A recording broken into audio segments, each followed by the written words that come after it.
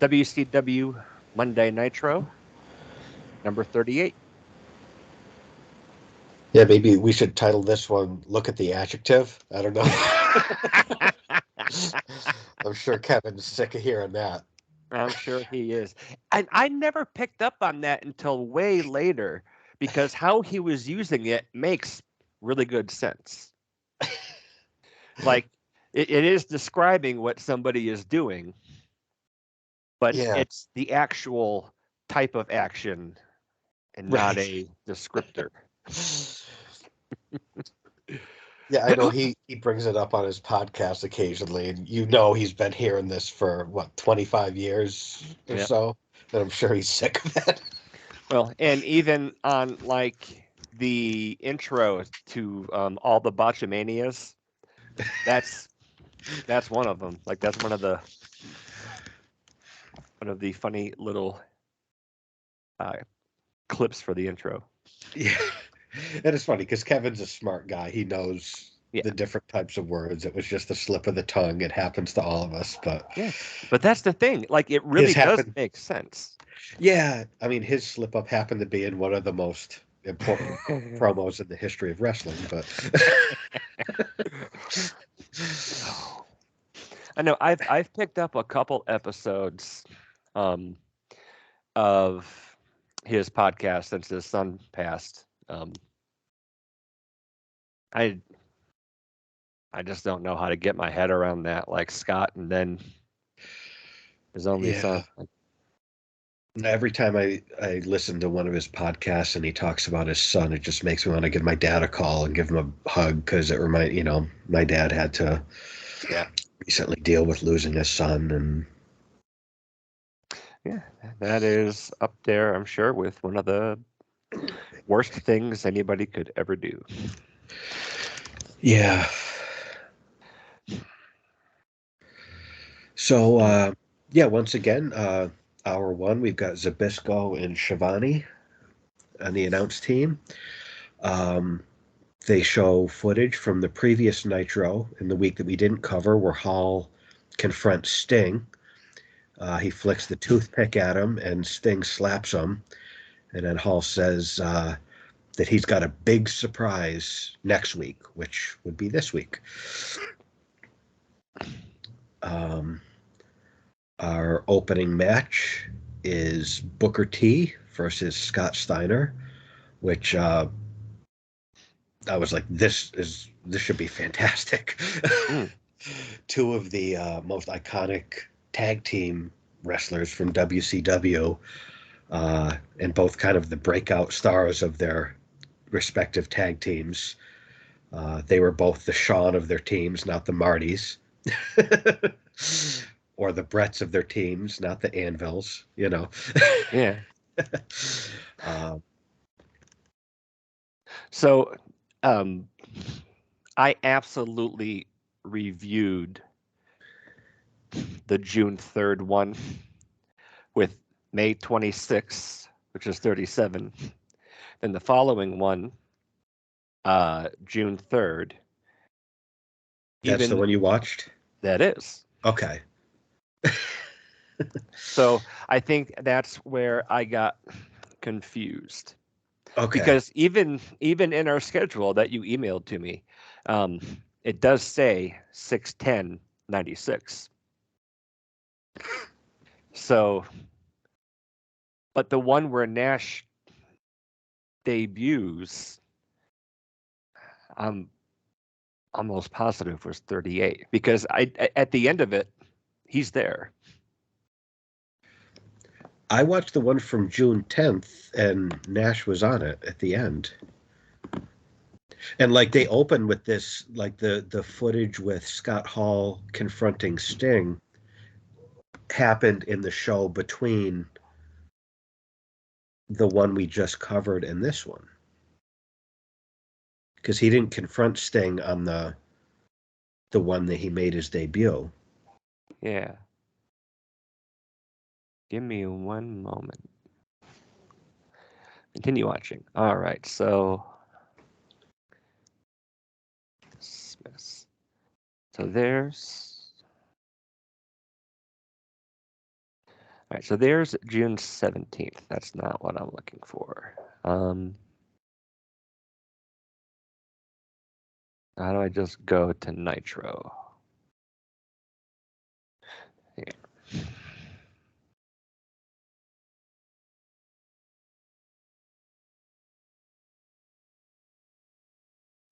There's Nitro.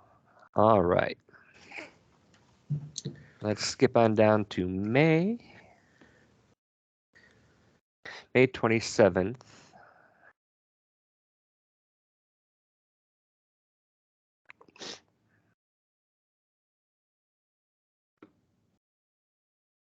I am truly bewildered. So you watched the June 3rd show, but you saw Kevin Nash debut? I think I can actually even explain what happened. Okay. You had watched the correct shows. I watched to the end of June 3rd.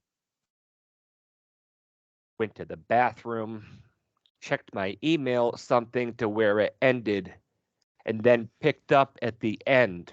Oh. Where I did not know that was a different show. Okay. Yeah, because it does play, like if it's in a series, it'll automatically start the next one if you don't stop it. So Yep. And that's where you had been watching it. So that little transition. I'm sorry. Okay, so you took notes on the June 3rd show, but did catch the end of the I thought that was the ending of the June 3rd show. Like I said, Okay. like I did put the work in. I did, but I was waiting for the end of the show. And if I'd gotten a soda, went to the bathroom, and came back, if this had ended and led into where you had stopped watching, there's Kevin Nash. Right. So that's why I thought I was watching the right show. And then I remember even rewinding a little bit because I missed where he came out and started talking behind Bischoff's back. Okay. Yeah, I see what happened now. So your notes are for the June 3rd. You watched the whole June 3rd show and then caught the end of the June 10th show. Yes. I didn't watch any of the June 3rd show and watch all of the June 10th show. I am so sorry.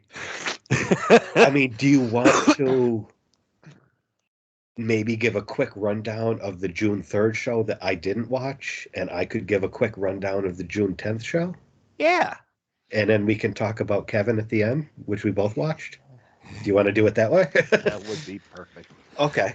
Because I'm sitting here and I'm looking, and then I remember having to rewind a little bit because I had missed where Kevin had just started talking, and so I had to have finished the June 3rd show. Yeah, because we both share the same account, so it makes sense that you watched the show on the 3rd, and then it cut went right to the 10th, end. where it caught the end of where I had already watched it. So that makes sense. All right, so what happened on the 3rd? I didn't see it. How was it? We started off with John Tenta with half a shaven head. That poor man. I know. Taking on Big Bubba. Big Bubba. And this also confused I bet that was pretty me. good. It was like a minute long, and then Bubba just got okay. countered out and ran away. That But had I was potential to be good, though. Those are two big dudes that can work. Yeah. The only thing, this confused me as well, because this starts off this Nitro. Bubba was already in the ring with all of the hair he had shaved off the previous week that he just threw on the mat. Oh, okay. So it very much looks like if you're just sitting down, what I was doing. Well, that's odd. So yeah, Tenta runs in there. Bubba and Jimmy Hart, they could dive, get countered out. It was about a minute long. After that, they had the Faces of Fear, Ming and Barbarian. One of the most legit teams ever. I know, right? Take on High Voltage, Kenny Chaos, and Ruckus. And I was actually really looking forward to talking about this with you too. They acknowledged that High Voltage is a product of the WCW power plant, and these guys looked phenomenal. I mean, I remember them vaguely, and I remember them looking very impressive. Yeah, young guys are really well built, and it was what 3.5 minutes long. Was not bad. It was almost a squash match. Towards the end, Haku does like a super kick to one of High Voltage, like right in the face, and he just drops. And I had to have wondered if maybe they just did a really good job of, throwing it out there and selling it, but it looked like he collapsed his face in, and the Faces of Fear win. And so I thought, everybody that we have seen come up from the power plant is getting squashed in one of their very first matches. And so I was curious about that, because WWF, for however their developmental stuff works, if you're showing up and you're being debuted, they usually you don't get squashed in your first match. Well, I think that is kind of how it typically should be, is if you're a young guy, you work with more experienced, better people that can teach you, that you can learn from, and you're not going to win. You're going to put people over and just gain experience until you start getting better, and then you kind of start your rise to the top. I think, Goldberg, I think, was the exception to that rule. So, I mean, to me, it makes sense that, put him in there with, guys like, Mang and Barbarian that know what they're doing. Yeah. And, just get some experience, but then you put him over. So, like, that makes sense to me. I think Goldberg, just because of how much he got over, just immediately, I think, was an exception to that rule. But which kind of broke the mold. Yeah, so I don't have a problem with that. I think maybe the reason that stuck out is that all of these guys are debuting from the power plant. Like, they're not just coming in, they're not whatever. It's like, these are the guys from the power plant. And so I think maybe that's why it just seems a little off. Like, I completely agree with, what you said. Like, the idea of having to work your way up makes sense on a lot of different levels. But keep in mind, too, that WCW didn't have an NXT where they could gain that experience there and then debut on the main roster with a bit more experience and a bit more polish. That's true. Yeah, but this was a great little match. It was short, it was sweet. Mang's kick to Kenny or Ruckus's face, just, I don't know. He's barefoot too, so it's not a boot hitting you. It's just a barefoot. They were both wearing boots. Oh, he did have boots? Okay. Yeah, the Faces of Fear did, at least. Okay. But I was just watching this, and I was just really curious if either Mang or the Barbarian were going to snap these guys in half to welcome them to the company. Well, they could. Yeah, and if they did, who's going to tell them no? Yeah. Like, I've heard, like, from a few people that they wanted to let Haku go, but nobody wanted to actually go talk to him. And I'm sure that's dressed up a little bit for a story, but I really believe that. Well, I remember, like, when people talk about when DX invaded Nitro and they were outside banging on the door and stuff. And I remember Bischoff, I mean, it was established that he was in the ring cutting a promo while DX was banging on the door. And there was the whole thing where it's like, wow, what if they just sent out, like, Mang and the Steiners to greet him? Like, that doesn't go so well for DX if that happens. Yep. I like Triple H and Billy Gunn, but yeah, I mean, those guys aren't pushovers, but They're not Meng or the Steiners. So yeah, that was a great little match. Then they had Craig Pittman with Teddy Long go against the Disco Inferno. Oh, wow. And Disco had his entrance, and even this, really early on into his run as the Disco Inferno, the crowd was really eating it up. And he has those Saturday Night Fever moves down really well. And he was doing a lot of this. Yeah. And so about a minute into the match, Pittman's finishing move is an armbar, which isn't called an armbar at this time because I don't necessarily know that even UFC existed prominently around here. And so while he's trying to put Disco into it, the referee waves him off. Disco runs into the corner and they ring the bell. And the camera goes up to Disco, and Larry and Shivani Larry especially, I remember, was a little confused. And it turned out Disco gave up before he could lock it in. He said, if I let that guy put me in there, I'm not going to be able to go like this anymore. And then he got out and ran. I mean, legit ran down the aisleway. That's kind of cool, actually. A real sleazy heel, That's the kind of thing that, like, we've talked about, like, on some of the ECW shows we've covered recently, like Stevie Richards being willing to just make an ass of himself, put his ego aside, and just make it entertaining. And that was, I didn't watch it, but what you described to me seems like that same kind of willingness where it's like really putting the overall entertainment before, I need to get my hand raised and look like a badass, like very kind of unselfish. It's just they couldn't really explain it to the crowd. And if they hadn't brought the camera up to just, and I guess that's, it did bring it up to him. He was able to explain it. That kind of satisfies everything he said, if he put me in that thing, I wouldn't be able to do this. That's funny. I like that. Yeah. And then he just runs away.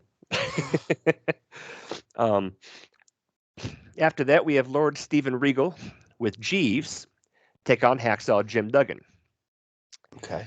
And I don't believe it was on the way to the ring, but David Taylor does come down there, and it says Blue Bloods on the back of Regal's tights, and Hacksaw is Hacksaw. Right. And again, maybe it was because he was going against the Brit. His Ho and USA was, for the whole 4 minutes of this match was just cranked all the way up. He'd do one move and then have to stop. Ho, USA, USA. David Taylor gets up on the ring apron when Hacksaw goes into the 3-point stance. He runs, nails Regal, but the ref is distracted. He had Jeeves there as well. And so Hacksaw sees that, and then he goes over and picks up his 2x4, and Regal got nailed with his, football tackle. And, for better or worse, that's his finish. So Regal's just kind of laying there, and he's about to hit Regal with the 2x4, not Taylor or Jeeves up on the ring apron. And so he puts it up over his head, and Taylor grabs it, and that distracts Duggan, and then Regal grabs a handful of tights and rolls them up and wins, and then they take off with the 2x4. Oh, okay. It was actually really fun. Cool. Yeah. Then they had Kevin Sullivan as the Taskmaster with Jimmy Hart defeat, I believe, I really want to say this was his debut match, beats Prince Iakea in a little over a minute. Oh, okay. And then he cuts a promo. I know it's easy to take shots at Triple H for his long, drawn out, utterances and cadences, and he was way worse, and what he was saying was just still very 1987. And like I remember watching this, I'm like, this is ridiculous. It was exceptionally, and maybe I was being a little bit too nitpicky, but yeah. So after that, we have Anderson and Flair with Elizabeth and Woman take on a returning Rock and Roll Express of Ricky Morton and Robert Gibson. I was confused when earlier you mentioned the Rock and Roll Express. I was like, I don't recall seeing the Rock and Roll Express. Yeah. And they are in, I believe, North Carolina. So the crowd was, like seeing them in '96 is not, like, I know that's not really from our experience as kids growing up, but right. It went on for about 20 minutes. I think it was long. Oh, so they gave them quite a bit of time. Yeah. Well, let's see. Kevin Sullivan was just over a minute. Pittman and Disco was a little over a minute. Tenta and Bubba was a little over a minute. And then the Faces of Fear was 3, and Regal was 4. So they had a kind of like what you had said. It doesn't look like they really knew how to do a 2-hour show yet. So yeah, they had probably as much time as they wanted. Elizabeth also, and maybe because I was looking for it, but Elizabeth was in like the same role. It was very similar to like the week before with Flair and Anderson. Just kind of seemed like at one time they cut over to the little table there, and her and Woman were, I mean, they dressed very elegantly. These dark dresses, very done up really well, and they're just drinking champagne and talking. And I mean, if they were to just cut to that, you wouldn't know that there's a wrestling match going on in the background. They look just very natural, but Elizabeth still seemed kind of out of place. And yeah, 20 minutes was a while. It's a lot for a TV match. It is. And again, probably because of like where they were and around like what time it was, that's something that they could put on for 20 minutes in North Carolina in the 90s, and people would. I don't remember anything. I remember seeing Anderson get the Anderson drop, his spine buster. I pop every time I see, even now. It's so good. Yeah, it's like he gets them up and he just twitches, spikes them down. He just snaps it off. Like, it's so good. Yeah, like he got one of those, and that was the highlight of that match for me. I could picture those 4 guys just like being able to work a great match blindfolded. Like, yeah, very compatible styles. You know. Yeah. I mean, to be fair, the only reason I probably didn't really care is that I didn't grow up an NWA or WCW fan. Yeah, I mean, I kind of know those guys more by reputation than actually being overly familiar with their work. Yeah, but the crowd is into it. It was a perfectly fine tag team match. I just remember getting excited seeing Arn Anderson in there because I haven't seen, like, outside of the Brainbusters in WWF, I really am not super familiar with a lot of his work. Yeah, I always loved his work. Yeah. Just great psychology, too, with him. Yep. After that, there we go. We have the Giant with Jimmy Hart defending the WCW championship against Ice Train. Okay. Giant beat him in 27 seconds. It always is impressive seeing someone like Ice Train that's a unit right there. And so like he gets him up for the choke slam and just kind of holds him there for a second. And he would do that a lot in this era. He would hold people up, make them think about it before he dropped them. Yeah. And that's really impressive, again, especially for after that we had Scott Norton and Hugh Morris. So you had like the 3 beefiest mid-carders in the whole company. Right. Like dudes who can go too. Yeah. And Scott Norton and Ice Train, I don't believe they were paired up as Fire and Ice yet, but the Giant and Hart were still in the ring, and Norton came out and had some words with the Giant. I think maybe he might have been trying to like mess with Ice Train or something like that. And so the Giant gets in there, or Scott Norton, excuse me, is in there and exchanges some words. Then Hugh Morris comes out, and that match was just under 2 minutes.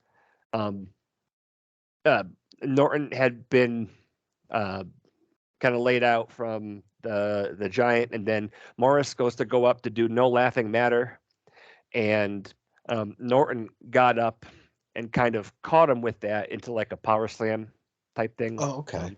It didn't look very good, but I mean, these are 300-pounders doing backflips off the top rope, so it's Yeah. like it wasn't a botch or anything, but it didn't look great. And so he beats Hugh Morris in 1 minute 51 seconds. And then the main event was the WCW Tag Team Champions Lex Luger and Sting defending against Rick and Scott Steiner. That's a match. Yeah. So, and from what I remember around this time, especially with like Dungeon of Doom stuff, the Giant comes out like 10 minutes into it and just starts beating people. So it's a no contest. Oh, okay. And like the Dungeon of Doom comes out, and I remember being a little bit confused. But and then I mean, I even have my notes.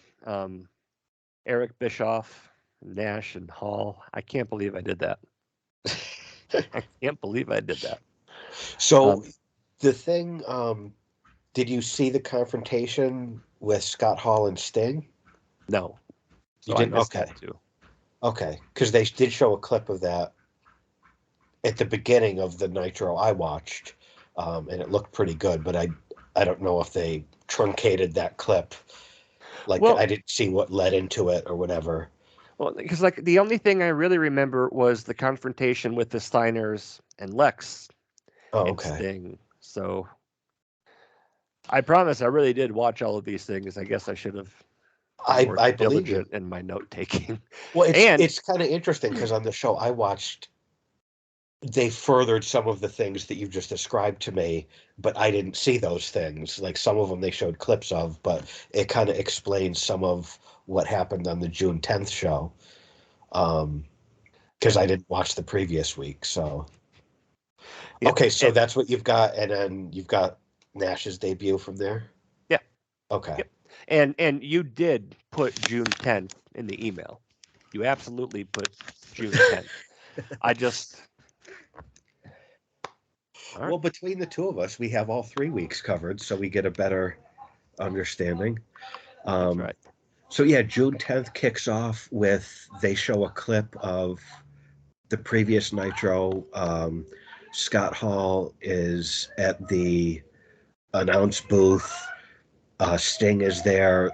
Scott Hall's kind of doing his little spooky fingers thing to Sting, flicks the toothpick at him. Sting slaps him pretty hard. And then Scott Hall says he's got a big surprise next week. The opening match. Oh, go ahead. I was going to say, I do remember like a backstage thing, I want to say with Regal and Sting. Yeah, because they do. That makes sense because I know in the Like first night we covered, he challenged Sting, and they do something with Regal and Sting on this show on June 10th as well. Yeah, there was a little backstage segment where Sting was back there and Regal kind of interrupts, and he like backhands Sting like a gentleman's slap. Oh, okay. I bet he laid it in too. He sure did. He absolutely did. Okay. So yeah, we kick things off. The first match is Booker T versus Scott Steiner. Not surprisingly, I was really excited to see this. Two guys with very different but compatible styles. Both guys are really impressive here. Booker goes for a splash off the top. He misses, and then Scotty hits an overhead belly to belly to get the win. I said I would have liked to have seen this go longer, like on a pay-per-view match, but I really dug seeing these two guys here. Yeah. After the match, Okerlund interviews Scott. Scott talks about at the pay-per-view, the Steiners will be wrestling Fire and Ice. Deborah interrupts very shortly into this Scott Steiner promo. She just interrupts. She insists on talking to Mean Gene, and she says she's afraid that Mongo is going to hurt somebody permanently in that match with Flair and Arn. And she asks Gene to use his kind of power to set up a meeting so we can kind of squash this before anyone gets permanently injured. And she did actually do a very good job of seeming very concerned that Mongo would permanently injure somebody. She played it well. So I'm not the biggest fan of hers, but she did a very good job here. And Gene said he would do what he can. So she basically was trying to, Gene, can you make this match not happen? Let's just all sit down and talk about this. We don't need to fight, type of thing. He said he would do what he could. Up next. Oh, go ahead. Well, Deborah's another one of those people. Like, I know there have been a couple times, like prominent guys in wrestling have married other guys' wives. Yes. Karen Angle. Karen Angle, Deborah. Yeah. Vicky Guerrero ran off with Edge. Well, Lita. And, yeah. Yep. I know no one got married, but yeah. But yeah. Yeah, it's just interesting. Sable. Yep. Poor Bob, man. It's funny because if it was anyone else on the planet, Mero would be like, I will fuck this dude up, whoever it is. Oh, it's the one guy that I can't do that to. But yeah, I was actually pretty impressed with Deborah's performance here because I'm not really a huge fan of her work, but she played it off very convincingly. Yeah, up next, Jim Powers wrestles DDP. I made a note that I really hate for whatever they're trying to pass off as DDP's music, and I kind of wondered if at this time he was using the Nirvana ripoff yet or not. I don't recall. So I did wonder that on the first one that we both watched. Yeah. Because that sounds almost like an imitation of his imitation that he will eventually get. So there were some parallels to Smells Like Teen Spirit, but he had not started using the self high five. Right, because I think that was when he went babyface. And he wasn't doing the diamond cutter sign yet. At this point in the matches, I noticed he wasn't doing this yet. He'd kind of he'd do this a lot, yeah. Yeah, but he didn't come up with this yet. So yeah, that's why I was like, it wouldn't have surprised me if he wasn't using that Nirvana ripoff yet. It was a blah match. It was kind of the same as the first show we covered, where he wins with the diamond cutter. He comes up with it's kind of an out of nowhere thing. It was they do a weird Kevin Sullivan video package with a really lame voiceover over it. And it's kind of, building to the Sullivan Benoit Falls Count Anywhere match on the pay-per-view, which I remember those guys just killing each other in those matches they had. They do a really cool video package on Conan, who, apart from his ridiculous ring gear, the clips are great. Like, I was watching it, I was like, damn, I forgot how good Conan was. It was just kind of a highlight reel of him just being really, really good. Yeah. Okerlund interviews Conan backstage, and Conan is going to be defending the U.S. title at the pay-per-view against some dude I didn't know. I didn't even bother to write it down, but it didn't sound like very important. And then Zbyszko says a bunch of racist shit afterwards about a Mexican dude holding the U.S. title.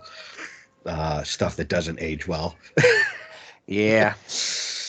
You'll have that. Pretty bad. He came off pretty bad. Up next, Meng versus Sting. Meng clubs the fuck out of Sting, almost like those Vader. You know how Vader would do those clubbing? Meng does that to Sting, with very similar effect to when Vader would do it. And they basically just talk over the match, about the Sting and Regal showdown, which will also be at the next pay-per-view. And then Sting ends up winning with the Scorpion Deathlock, and I made a note that I kind of had to laugh about the guy who's kind of known as the toughest dude in wrestling tapping to a submission hold. But that's what happened. It was an okay little match, nothing spectacular. Okerlund is backstage. This was confusing. I would have liked to talk about this had you seen it, because this was a confusing segment. Okerlund's backstage. He's interviewing Heenan and Deborah together. I had to make a note that I really don't give a shit about this NFL Horseman feud, but Heenan brings Deborah into the Horseman locker room, and then Flair and Arn beat up their opponents. They did announce that Flair and Arn were going to be having a tag team match against Renegade, and I forget who the other dude was. And Flair and Arn beat the shit out of them backstage, so they can't compete in the match that they were supposed to have later that night against Flair and Arn. Dave Taylor has a match against Hacksaw, which makes sense after what you just told me. Yeah. They did show a clip of what happened on the Nitro you watched to explain that to me. And while the match is going on, Shivani says that Lex and Sting have volunteered to take the place of the two dudes that Flair and Arn just beat the shit out of. So it's going to be Lex and Sting later in the evening versus Flair and Arn. They're going to sub for the injured guys, and they will put their tag team titles on the line. So that's actually an upgrade for what was originally supposed to happen. So we're Flair and Anderson doing a lot of heavy lifting. Yeah, they were really featured prominently on these shows. I did have to, you know how I feel about this. Not one word has been said during this Dave Taylor and Hacksaw match about Dave Taylor or Jim Duggan. The announcers did not mention one thing about either of these guys. They didn't make one comment about the match or anything that was happening in the ring. I hate that. I actually had a note from one of the two. Bischoff was hyping up Bash at the Beach like through pretty much out through like an entire match, and we're in like the middle of the event too. I don't remember which one it was, but I did notice that they were pretty heavy-handed with that stuff. Yeah, they did not say anything about Dave Taylor or Hacksaw, what they were doing in the ring, until the very end. Hacksaw pulls a roll of tape out of his tights, wraps his fist up, punches Dave Taylor, and beats him with a punch. Pretty bad match. They show a really, really, really good highlight reel of Mysterio and Malenko being amazing, hyping up that they've got a match coming up. So it's just a highlight reel of just Mysterio and Malenko being fucking awesome. Okerlund interviews Jimmy Hart and Bubba. Shark reveals that he is a human man. Yeah. Just awful. Okerlund interviews Scott Norton. They show the footage of the Giant laying waste to Fire and Ice last week. Then we get the little countdown to hour 2 and the pyro. So here we have Scott Norton versus the Giant for the title. Giant defends the shit out of that title, huh? Yeah. He was a fighting champion. Yeah. I made a note that it's odd to see Paul White looking dominant. It's been so long since I've seen that. And then I thought about you. I made a joke. I wonder if they have support groups for Big Show fans. Um, this was cool. Giant chokeslam Scott Norton on the floor. Wow. And they do have mats out there, but he chokeslams him on the floor. Well, and And then Norton is a hefty drop. yeah, but yeah, so they're on the outside. He chokeslams him on the floor and then rolls him in for the pin. It was a very, very quick match. I made a snarky comment that even Goldberg would think this went a little too short. Lex runs in to attack Giant. Giant beats his ass. Lex starts fighting back. And then Lex goes over to the announce table, cuts a promo, letting us know that he knows the Giant does feel pain, and they're just kind of building to the next pay-per-view match. And I made a note, like, are Lex and Sting feuding with the entire roster? Because Sting's feuding with Regal, Lex is feuding with Giant, Lex and Sting are defending the tag team titles against Flair and Arn. Like, they're feuding with everyone. See, they have a match, Kidman versus Regal, which I was very intrigued to see. Kidman looks like he's about 8 years old. And 8 is the amount of seconds this match lasts. Oh, I know. But Regal does a super cool, like, double underhook overhead suplex. Like, Kidman had his arms out straight, and Regal kind of hooked him under his arms and suplexed him overhead, and Kidman lands right on his head. It looks brutal. And then he gets a submission for the win. Very short match, but it was one of those. The 8 seconds of it looked really cool, and that suplex really stood out. And then Sting comes out and runs Regal off. Up next, this was a very intriguing match. Nasty Boys versus Public Enemy. On paper, those two teams seem made for each other, right? Like, that was my first thought when I was like, I never thought about these two teams crossing paths. And as soon as they announced it, I'm like, yeah, those are good dance partners. And they were both probably underappreciated. I think that's fair. Yeah. Yeah. Like outside of ECW, Public Enemy did not do well at all. Yeah. And maybe, they did just, piss off the wrong APA. But yeah, those are bad enemies to make. Yeah, they sure are for lots of reasons. And so, and like, I can't remember the Nasty Boys doing a whole lot outside of the early new generation WWF either. Yeah. I made a note because this Nitro had a very, very brisk pace. It sounds like the one you watched from the week before did as well. A lot of very short matches. And I made a note that there are more matches in this second Nitro than both nights of WrestleMania last year combined.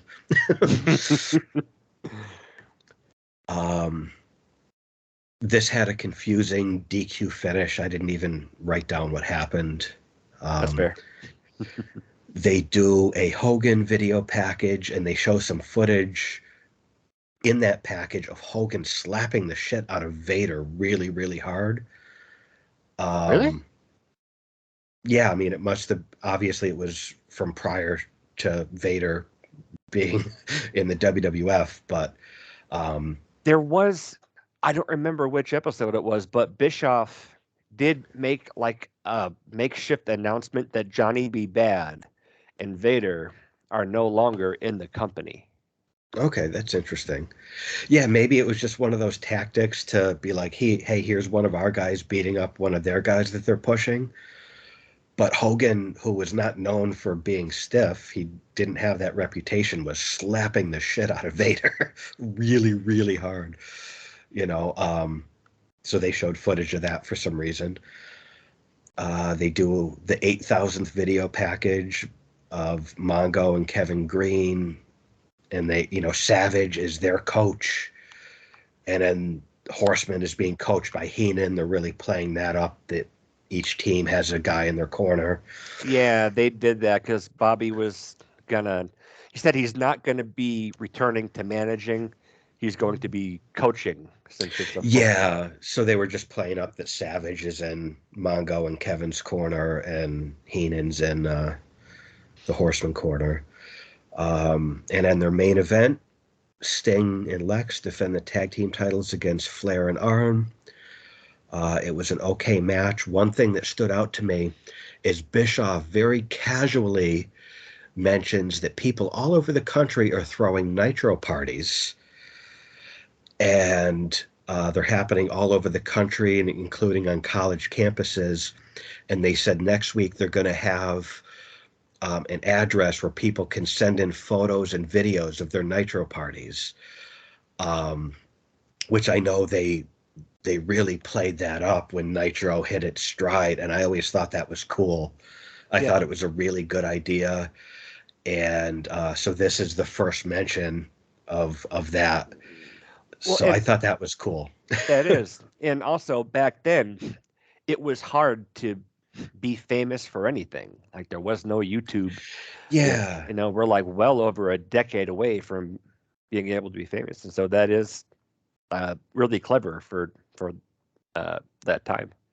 yeah, and I thought that was a really good Bischoff idea that they got a lot out of. And I remember they would even send like Nitro girls to like college campuses, and some of the Nitro girls would party with these people as they Wow. watched Nitro, and they'd have a camera crew there and stuff. And I just thought that was a really cool idea Yeah, to get the fans more involved and stuff, especially with college campuses. And that sounds like a Bischoff idea, and I mean that as a giant compliment.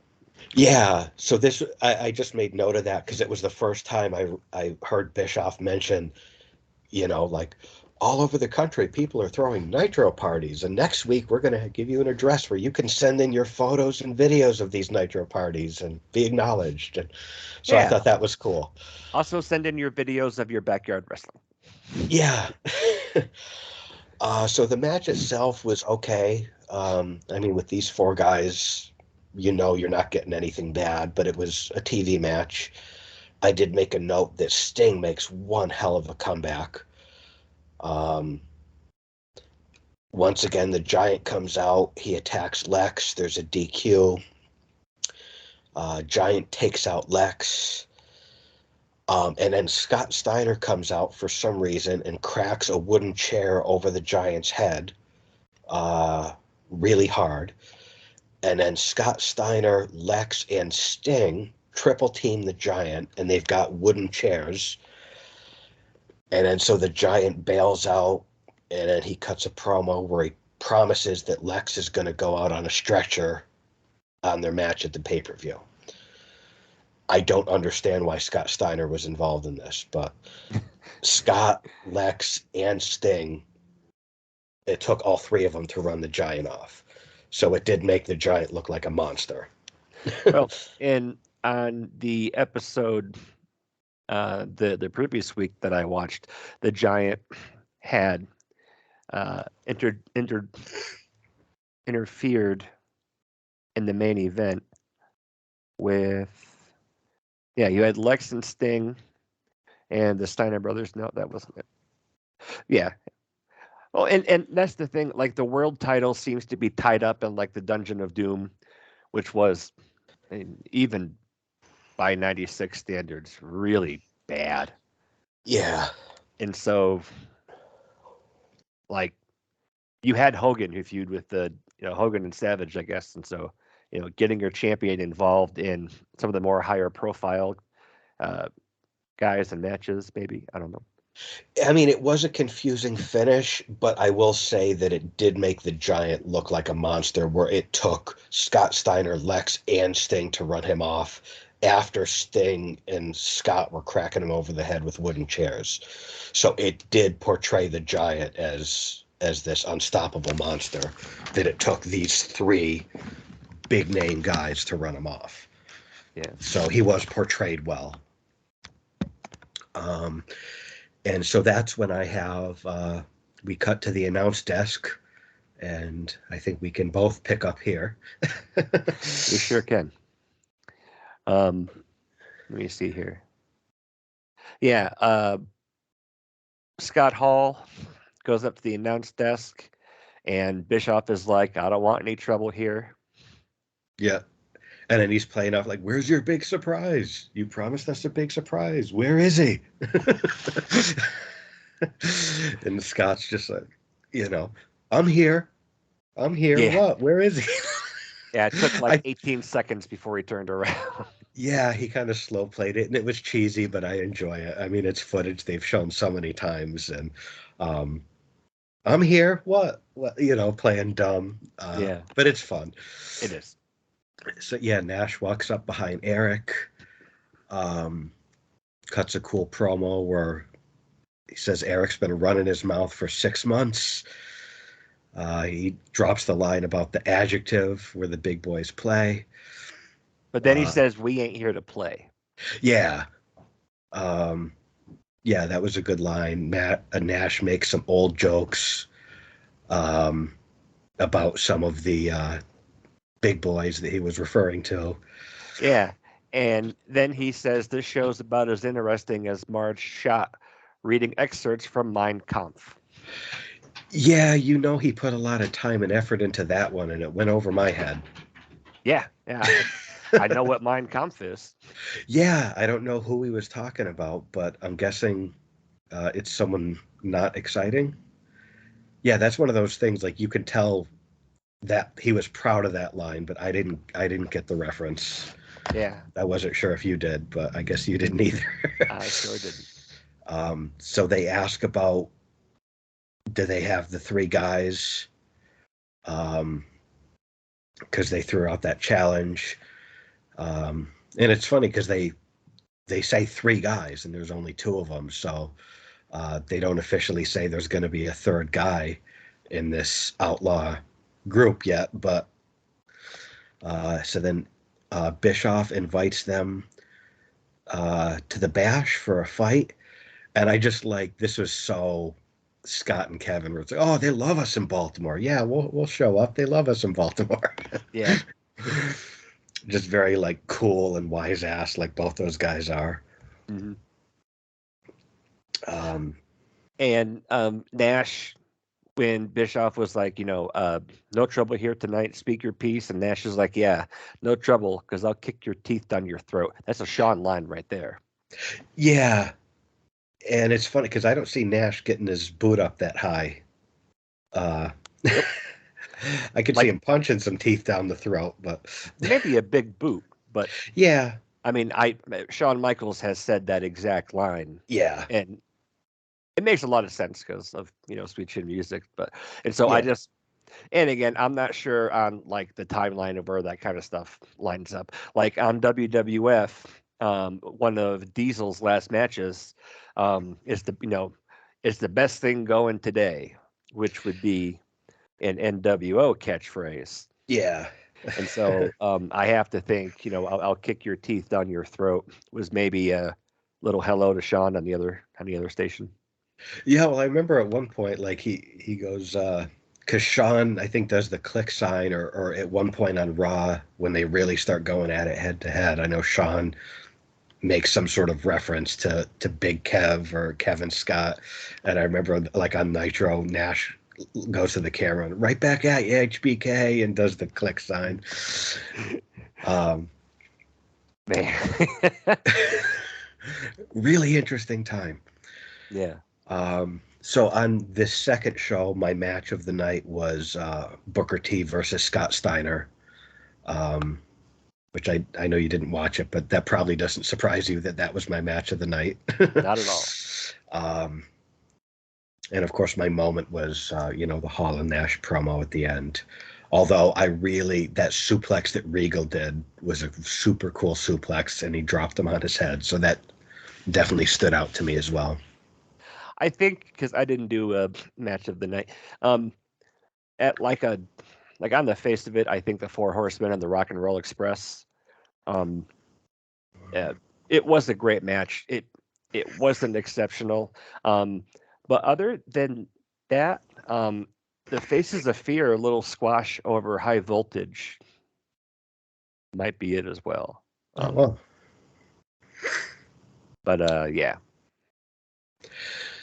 So as far as like these kind of shows overall, it's really weird because I expected more because we've only done a couple Nitros prior to these. And the ones that we covered before, it seems like they really had a lot of self-awareness of this is what we are, this is what we're going to do. Everything seemed very deliberate and well placed. Everything seemed like it was on the show for a reason and to further something. I didn't get any of that with these shows. It seemed very kind of thrown together. It seemed like they didn't have a lot of direction. I know that on 83 Weeks, they've talked about kind of the evolution of Nitro, where it's like on one hand, you've got this really cutting edge NWO shit and this really cutting edge cruiserweight action on the same show that you've got like, Glacier and things that, or like the, Dungeon of Doom or things that feel like not cutting edge and not fresh and not, so there was kind of that So here. I'm glad you mentioned Glacier because he did have advertisements, Glacier coming soon. Blood And runs cold. sure does. So that is Sub-Zero, Yep. obviously. Yes. And I remember one of Sergeant Pittman's matches had the Glacier teaser either before or after. And I looked at Pittman and I'm like, oh, there's Jax. And Yep. I could just see, like, and I don't mean this as like throwing shade at them at all, but making Mortal Kombat characters or even guys that could be a Mortal Kombat character really Akushi prominent. was rating. He sure was. My goodness, he was. Like for what wrestling was in the 90s, that's a great idea. Yeah. Where I was know. Goro? Maybe that's John Tenta. I don't know. One thing Nash did say that I had to chuckle at, where's Hogan out doing another episode of Blunder in Paradise? Yeah, I mean, those guys definitely took some shots, and it's funny because they took some shots at Hogan, who would be in the group, but I know they didn't know that at the time.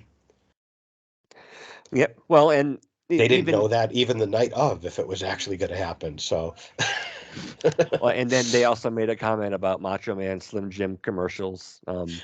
yeah, I just like what you said about how in like previous episodes, and definitely with Scott and Kevin here, very self-aware of what they're trying to do. I completely agree. The rest of these two episodes was really hit or miss. A lot more miss. yeah. There was nothing on here that I thought was terrible, but there was very little that I thought was even pretty good. Yeah, and I feel like I would rather have had less matches that went a bit longer than to have like a bunch of like 2 3 minute matches, which is what we got. I would rather have half the matches that went twice as long and told a story. Like let Regal and Kidman go longer. Let Scott Steiner and Booker go longer. That's not a bad thing, you know what I mean? I mean, and this is, armchair booking with hindsight, 25 years later. But it's like you have all of these guys who all want to be on TV, be seen, get their stuff in, and there just isn't enough either time or other talent to kind of go around for all of that. And so, it's kind of like a merry-go-round of all of the other guys going on, hopping out, saying goodbye, and then leaving again. And that's the thing, and we've seen it from many companies in many different eras where when you have a super, super stacked roster, a really big roster loaded with talent, you've got to find something for all of them to do, and you only have so much TV time. And I know that's one of the criticisms of AEW now, that they have all this talent and not enough time to showcase them. And I've told you I've never watched an AEW show before, so I'm not going to knock them, but I've heard that criticism about them, and I think that seems like the case here because there's no shortage of talent on this roster. Yeah. But it seemed like they were trying to cram a lot into 2 hours, and the way to do that is to just have all of these super quick matches that don't mean anything. And You they don't need also, to see every guy every week. especially if all you're going to do is talk over their matches to plug your pay-per-view. Yeah. So, but yeah, there's no shortage of talent here, but I thought the pace of these shows was a bit too brisk. I think they were kind of working out the kinks as to how to fill 2 hours properly, and they would certainly get there and they would learn how to do that. But here, I don't think they had figured out the formula yet. Whereas the other shows that we covered that were an hour long, everything was on there for a reason, and they had a good pace, and They they were seemed a lot more fantastic. deliberate. Yeah, and they were really fantastic shows, and this seemed a bit more like, all right, get them out there to do something. Let them go 2 minutes, and Yeah. Yeah, no, I can definitely see that. And again, I can't remember the last time I watched, well, at least 2 out of the 3 Nitros I was supposed to. Or 1 out of the 2 and then 1 bonus one. But I just remembered that Scott Hall and Kevin Nash were what the show was based around. And yeah, at this point, they really weren't. Debuting Hall earlier on and then saying he can speak his piece later, brilliant. yeah, That's going to get people to stick around, especially if, let's see here. You had Scott Steiner and Sting as your main event that's going to go to a DQ. Lots of haphazard finishes, I think. And that is something I do get kind of snarky about, but yeah. I mean, and that's something that's a pretty consistent criticism, of Nitro is they kind of fuck you on the finishes of these main event pay-per-view quality matches that you're giving away for free that you really want to see, and then they fuck you on the finish. That's a pretty consistent criticism yep, of Nitro, and it's certainly a fair one. it is. One thing I've got to say too is that they were really playing off the Flair and Arn thing versus Mongo and Kevin Green, and I don't care. I was not invested. I didn't care.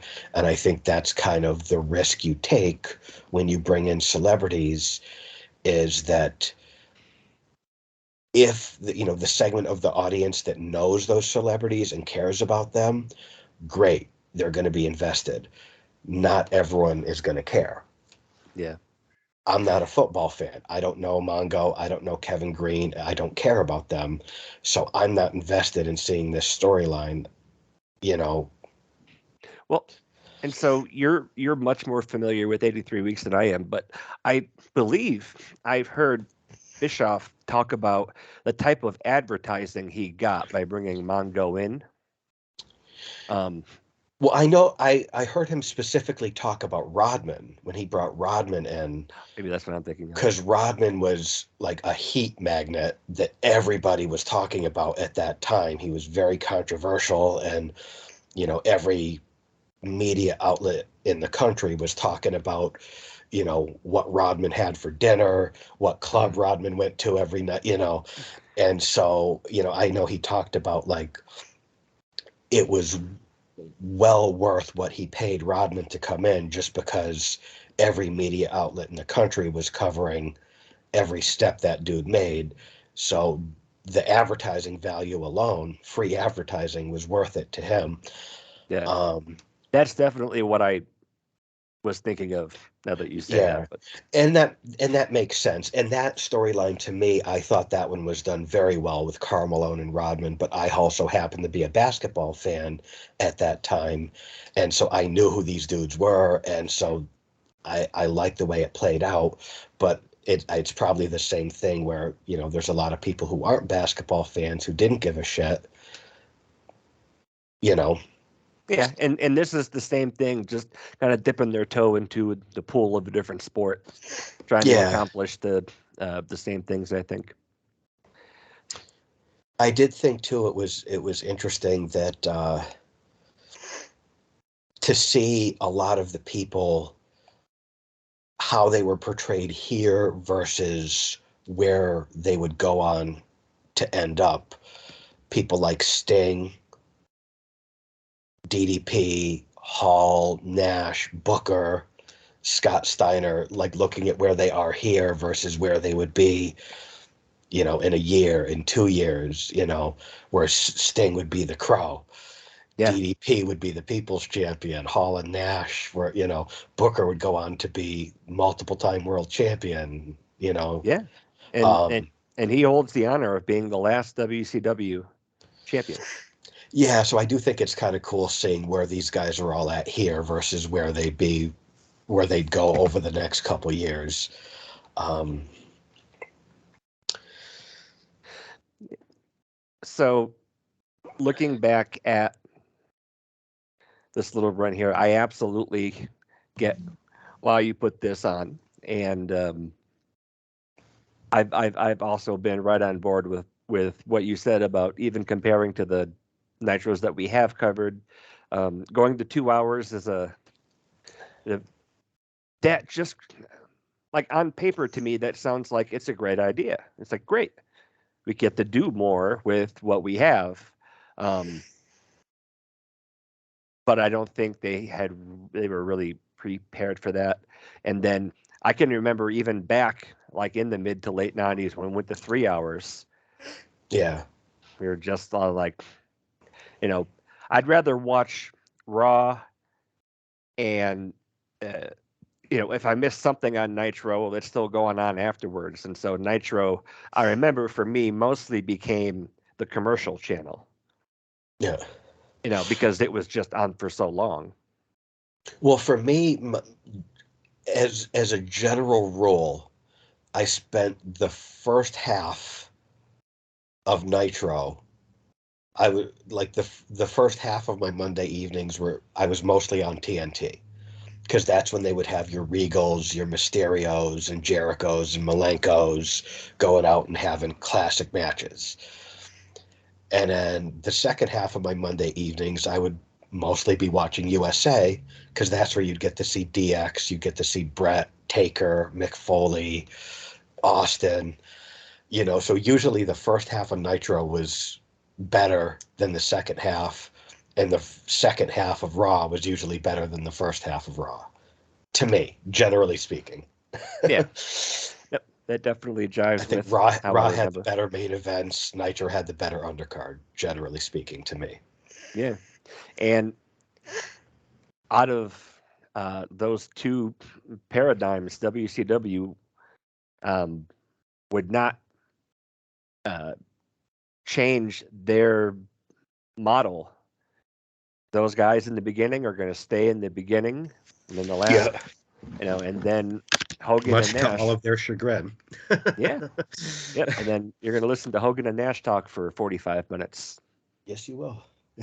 Whereas WWF needed to change. They did change, and guys got like I know we've talked about I've brought it up a whole bunch of times where Eddie and Benoit are champions at WrestleMania, and it's like Yeah, you have Jericho is going to be the first undisputed.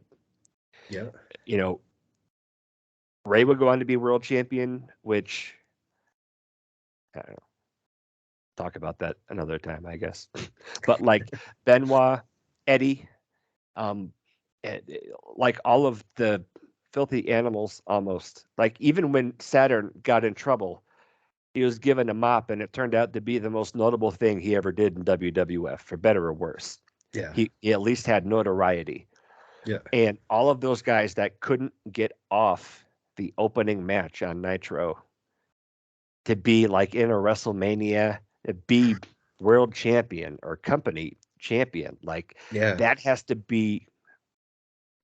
How vindicated would you feel, especially like that one where Eddie and Benoit are hugging each other? It's like, And they each have a world title on their shoulder, and they hug, and they're crying, and there's confetti, and yeah, I mean that I think, like you know, just is thinking, one of those all-time great moments in all of pro wrestling.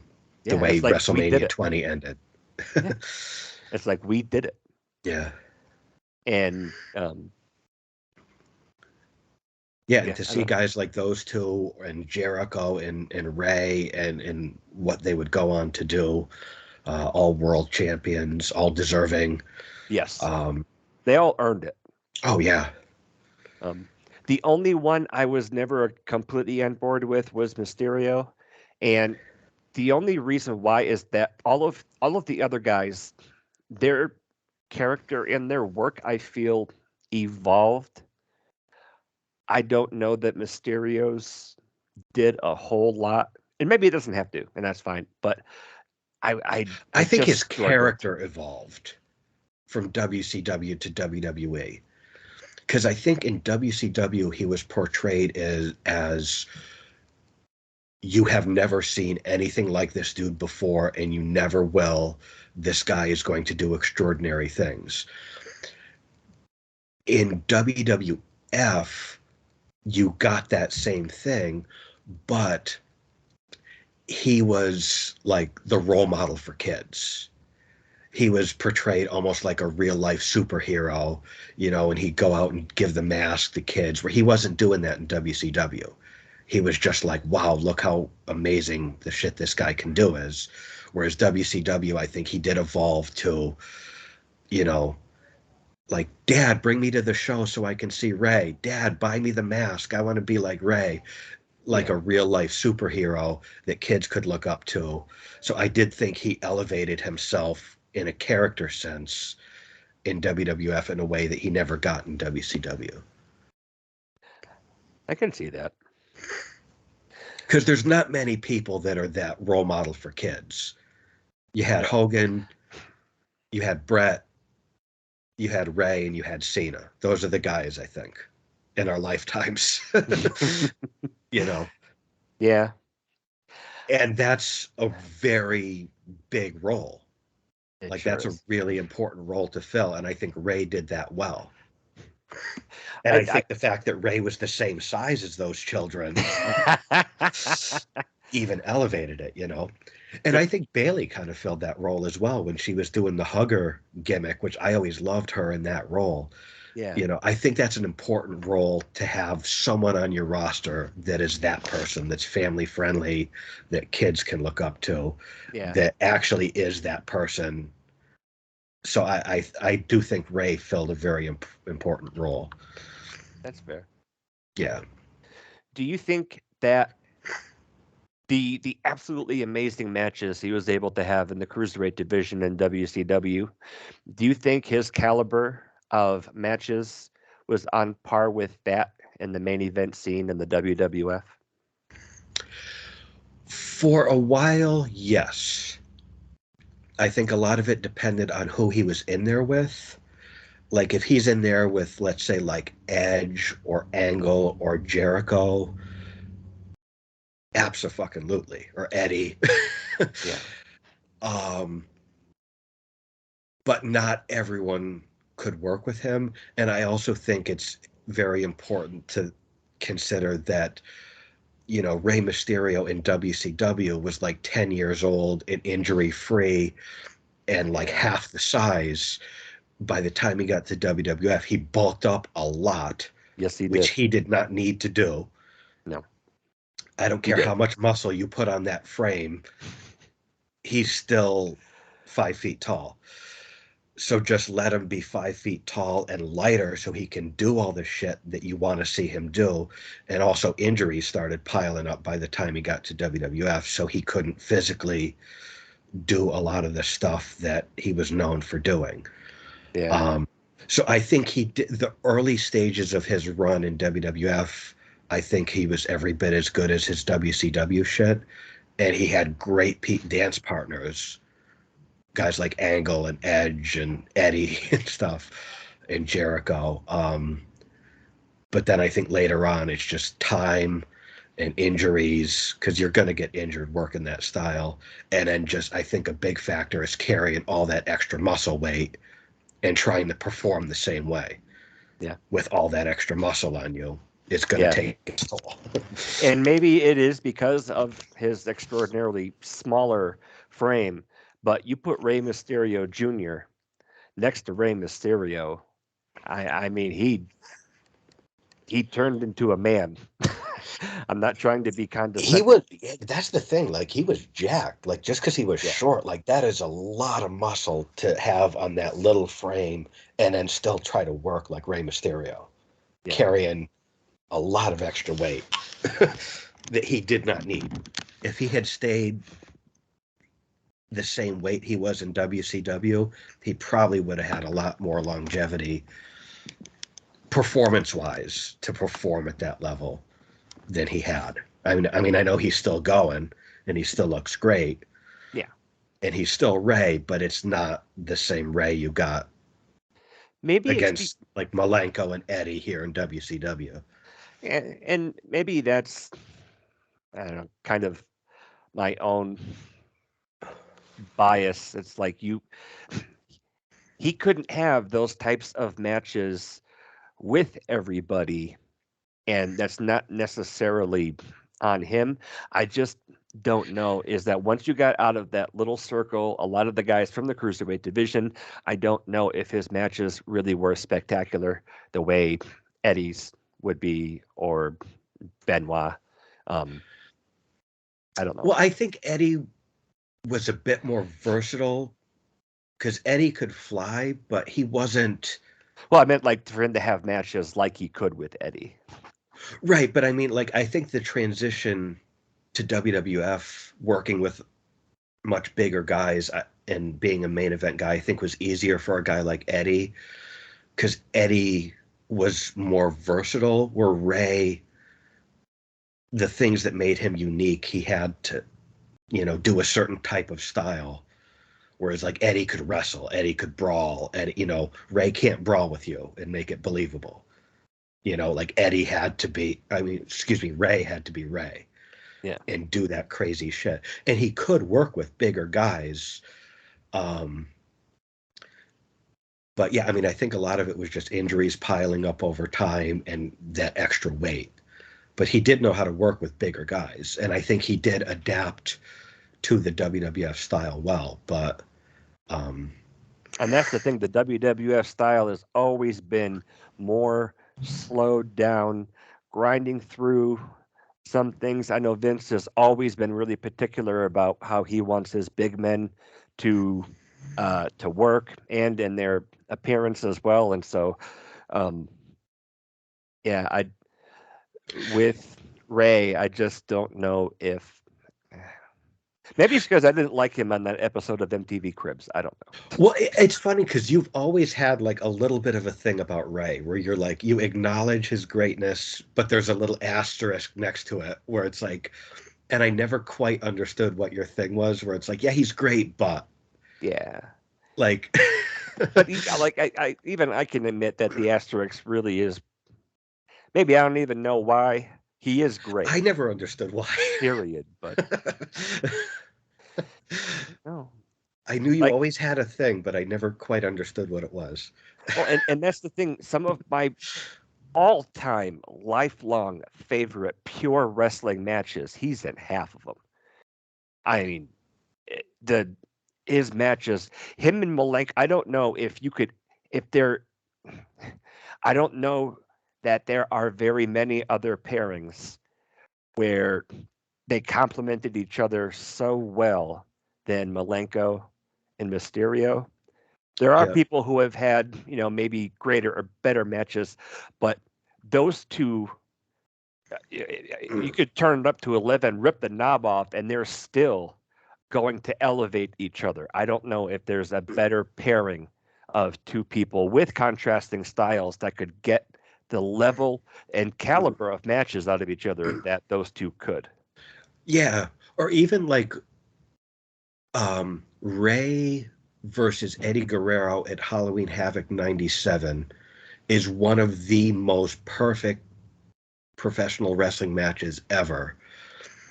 And like, I can't wait to cover that. But that, like, if I were to list my top 10 greatest wrestling matches of all time, Eddie versus Ray at Halloween Havoc is certainly somewhere on that list. I can't remember I've ever seen that. That's the one where Ray had like the purple full body Yes. thing, and I believe that's the first time you see him do a moonsault into a DDT, like a moonsault off the top into like a reverse DDT Yeah. on Eddie. And like, I know AJ would make that famous years later in his repertoire. But yeah, it's just one of the most perfect matches ever, and I can't wait to cover that. But I don't know how this became all about Ray, but that's one of the things that I really, really am looking forward to covering on these WCW shows is Rey Mysterio moving forward. Yeah. Because I haven't seen most of these matches in a very long time, and I'm curious to see how they hold up, and I'm really excited to, because he had such a great roster of people to work with in WCW in this era. Yeah. And Dean Malenko is probably on the top of that list. Yeah. Yep. Yeah, that'll be I mean, people have made YouTube compilations of just Mysterio and Malenko. Well, even the highlight package of those two, it's just sort of like going back. It's like, God damn, both these guys were so good and so different, but perfect for each other. Like, yeah. And it's like, I only remember Malenko doing an interview like 2.5 times ever. And Mysterio in WCW, I'm not sure I ever heard him talk. Regardless, if I was, channel swapping back and forth and those two came on, I mean, unless Brett was in the middle of a match, I'm going to stop and watch that. And, yeah. And maybe like the more we kind of dig into this, the more I will be able to confront my bias against Rey Mysterio and either vilify it or get over. Yeah, I hope you forgive him for however he's wronged you.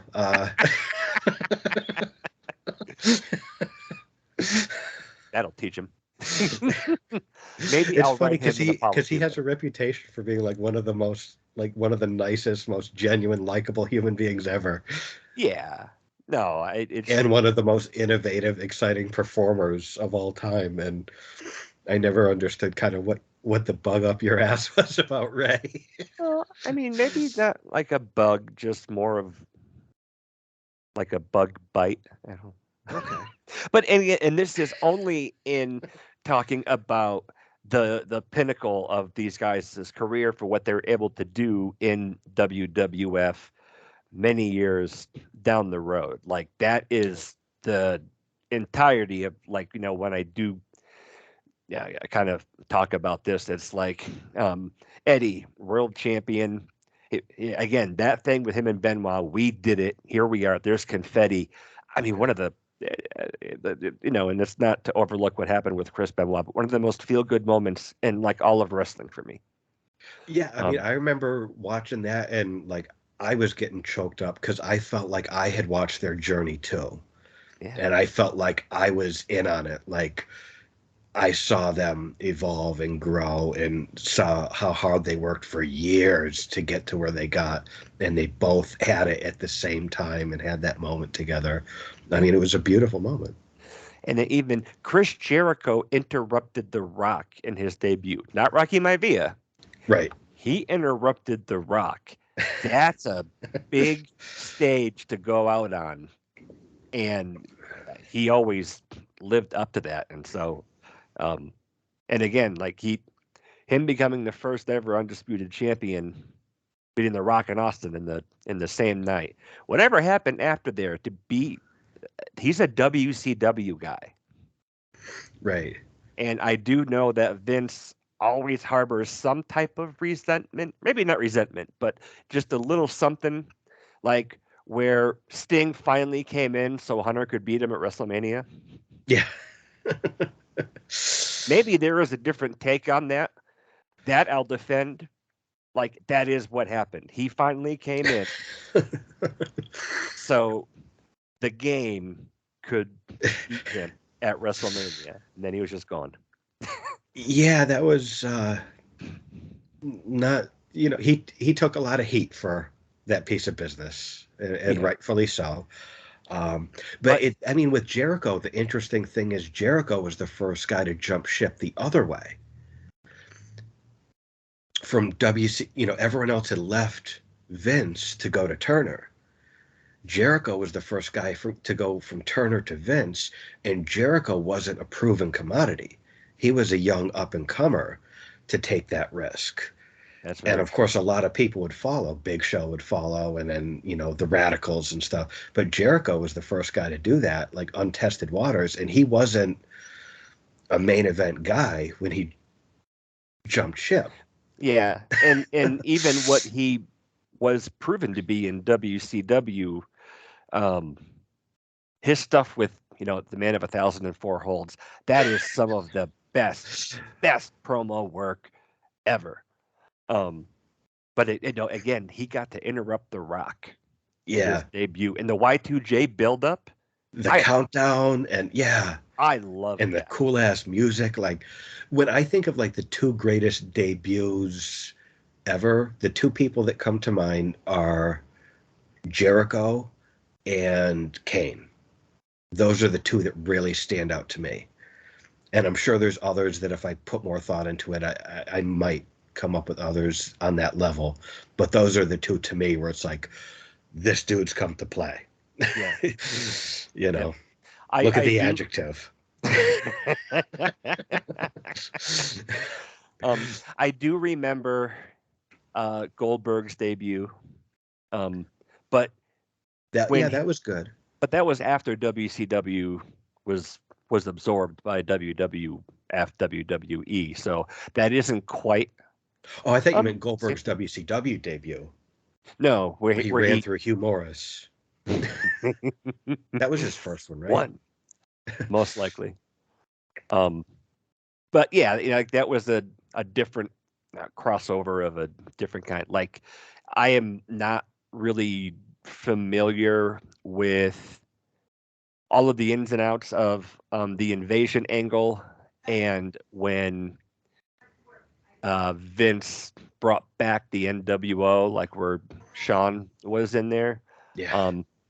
I remember being really disappointed with the invasion angle, and I kind of just like, here we are. This kind of sucks. Now what? Yeah, that was one of the biggest, like, drop the ball kind of moment ever of what could have been. And I think a lot of that is just, well, I think two things. One, I think probably Vince's ego. Or three things. Vince's ego, not wanting to put these guys over. B, the WWF roster didn't want to put these guys over. And C, they didn't have the people that you'd really want to invade, because those people were sitting home waiting out those fat contracts, which why wouldn't you? Yeah. I don't blame any of those guys for sitting at home collecting a paycheck, and they get to be at home with their families. Yeah. So it's like you're doing the invasion, but you don't have Sting, you don't have Goldberg, you don't have Hall, you don't have Nash, you don't have Hogan. Like, and that's you've not got even Booker, you've got DDP. Scott Steiner too, I believe, came in. Or did he come in later? I don't remember, but I know you didn't have any of the main event players that you'd want to see.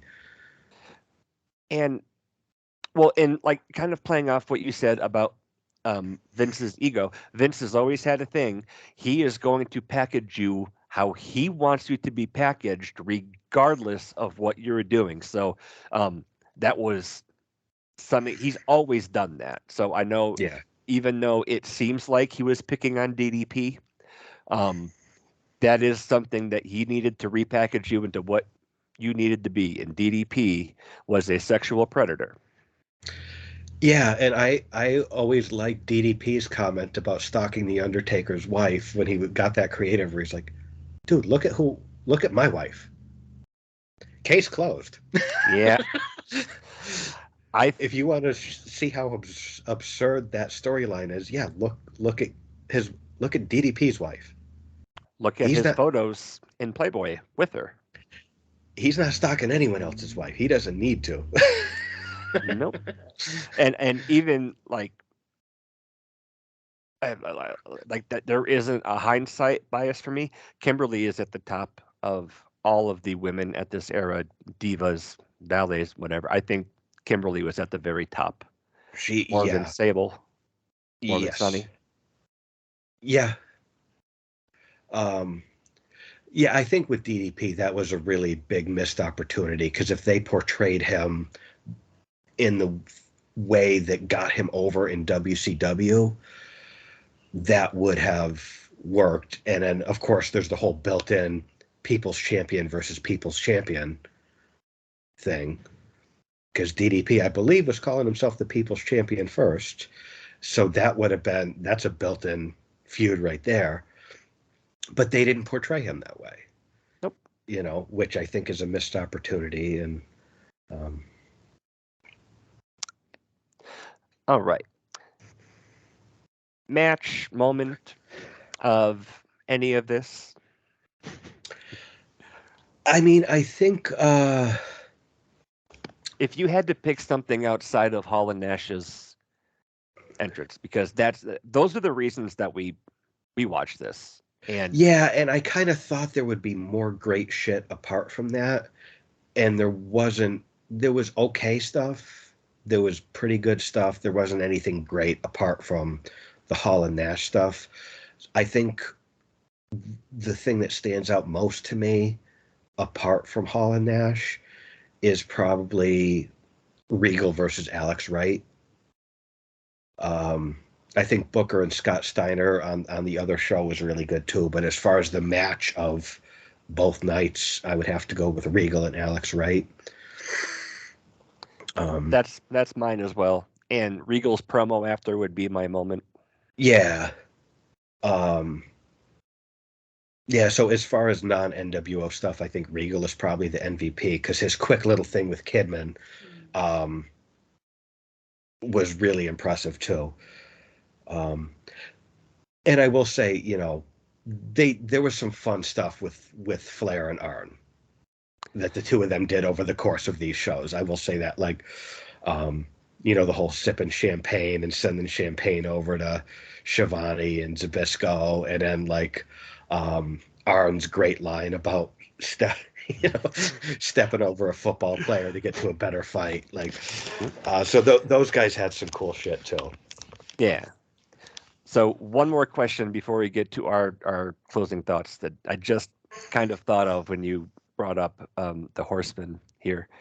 In the WWF, the previous years up to this and around this time, you have your world champion and your top contenders go into like a holding pattern. Maybe they go into a feud that will explain why they aren't the world champion and why they're not going for the world title. Um, Taking a look at what is going on in WCW here, you have a very green and very unproven champion in the Giant.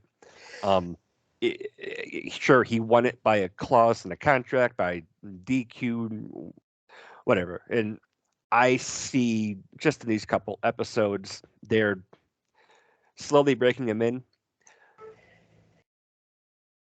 Looking at Flair and Anderson, who I think are in the WCW version of top contenders for your world title that need to be in a holding pattern in a program with somebody else.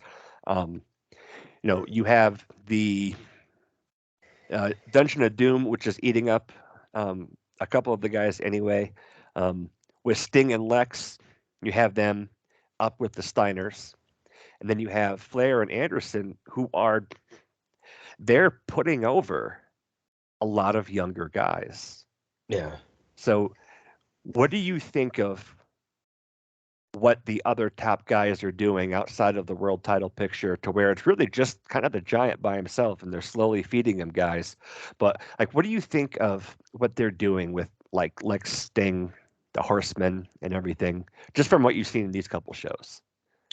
Well, even though I don't give a shit about the program, just because I don't care, like I don't follow football, so Mongo and Kevin Green don't mean anything to me. I get that it does mean something to probably a pretty good segment of this audience. So I think the fact that Flair's not in the title picture, like they've given him something good to do to work with these guys as an attraction tag match. So even though I'm not personally into it, I get it and I don't have a problem with it. The thing with Sting and Lex, I think, is very confusing because it seems like who are they feuding with? It seems like they're each feuding with multiple people, where it's like, so Lex is the TV champ and one half of the tag champs, and he's building to a match with the world champ while he's defending the TV championship, and he's defending the tag team titles. Sting is one half of the tag champs, and he's feuding with Regal. Like, it's like, who are they feuding with? And then, like, you have, like, Hogan is in the company, but he doesn't seem to be doing anything. And then you've got, like, the Horsemen. Also, there's a thing with Flair and Savage. Yeah. Because of the thing with Liz, and Flair and Liz are spending all of Savage's money, but yet Savage is involved with Mongo and Kevin Green, and it seems like there's a lot of things that don't totally fit into place, where people are kind of feuding with multiple people, like especially Lex. Like Lex is the Yeah. TV champ and one half of the tag champs, and he's challenging for the world title. And it's like, that's a lot for one dude. Yep. And I will say this. I know we've both come to have a much greater appreciation for Luger. Um, even in these couple episodes, his promos are, I mean, stiff as a board. I mean, that guy is a plank with a microphone. Yeah, he was never known for his phenomenal promo skills. Sting was the better talker of the two, for sure, out of these guys. Um, I do think it's weird seeing him as the TV champ. Um, Yeah. but yeah, he was never known for his great promos. But he certainly had plenty to do here. Yes. Yeah. He has And two out of the three. He has two titles, and he's challenging for a third. So well, and I and think that's even I don't even think the Click would have the balls to to well, pull that off. and that's the thing. You have Conan with the U.S. title that I believe was only showcased once. Let me double check on the episode 38, but um, there really isn't a whole lot he was doing with the U.S. championship. There was a promo on the episode I watched. He cut a promo about who he was defending the title against at the next pay-per-view, but that's all we saw of Conan. They showed a video package of him, which was impressive, and then he did a quick promo about whoever he was wrestling at the pay-per-view.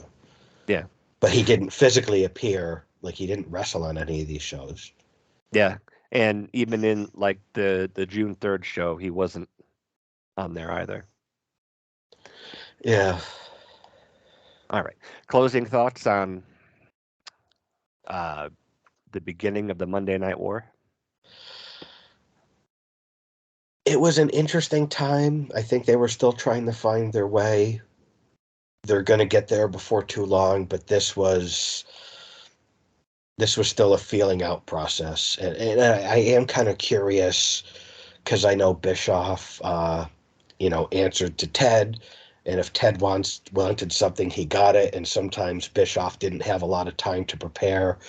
I wonder if maybe, hey, we're going 2 hours. do it. Maybe Eric didn't have a ton of time to prepare for that. Maybe he did. I don't know. But I could see Ted being like, yeah, we're going 2 hours now. And you don't have, and he's got to just kind of do this on the fly. I don't know one way or another if he had much time to prepare for going 2 hours or not. But yeah, I mean, I think this is kind of a transitional time where they're trying to find their way, and they're not quite there yet. Yeah. Yep. I have wondered watching this, WWF, everything. Vince is the filter, and Vince is the stamp of approval on anything that goes through that curtain and goes into the ring and ends up on TV. Yeah. And I have heard from a lot of guys who did work for both promotions that WCW was it was hard at times to know exactly who to go to and Yeah. what was going on because Bischoff did run the company, and I know they lost the Monday Night Wars, and so it's easy to kind of take shots, but he innovated so many things, but I believe Kevin Sullivan was still booking at this time, and so I do wonder what it was like. It's like, here, we're bringing these two guys in. It's a lot of money to bring them over. We're going to 2 hours. And from everything I've heard, when Ted asked Bischoff, what will you need to go to war with Vince? That's what he said. Yeah. 2 hours, Monday night to go Yeah. head to head. And he absolutely did not expect to get that. I Right. fully believe that he did not expect that he would get that. Yeah. So I do. Again, I'm just really curious about maybe like the logistics of what was going on like in the locker room at this time. But yeah, this was not as great as I thought it would be. That's the thing that shocked me most about watching these shows is how big of a step back they seem to have taken from the previous Nitros we covered. From seeming like they were a very self-assured show with a very deliberate game plan, and then these shows seem very kind of slapdash, thrown together. So I was not expecting this big of a step backwards, and that really shocked me. Yeah. I was expecting to see really great shows that Scott Hall and Kevin Nash happened to debut on, and that's not what I got. Nope. Sure wasn't. They'd get better, though. Yeah. Yeah. Nope. They'll make up for it. All right. So next is going to be Hardcore Heaven. And I do think it's interesting because we both agreed that the last ECW show we covered was probably from beginning to end the best show that we've covered. That was followed by Beware of Dog and this.